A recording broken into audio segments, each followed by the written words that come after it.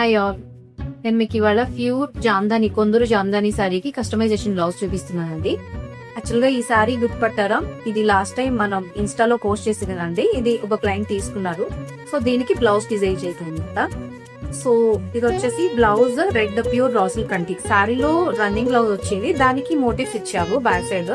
But అదేంటంటే pure fabric కాబట్టి life ఉండదన్నమాట. సో అందుకని చెప్పేసి ప్యూర్ రాసిల్ తీసుకొని దాన్ని డై చేయించి దాంట్లో ఉన్న ఏదైతే మోటివ్ ఉన్నాయో అవి తీసి దీని మీద ప్యాచ్ వర్క్ లాగా చేసాం అనమాట.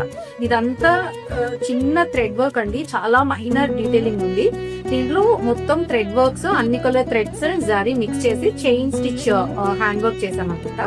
బ్యాక్ సైడ్ యాక్చువల్ గా 2 మోటివ్స్ వచ్చాయి. అండ్ నెక్ లైన్ కి వచ్చేసి red and green contrast 2 colours తీసి ఇక్కడ నెక్ లైన్స్ ఇచ్చాం.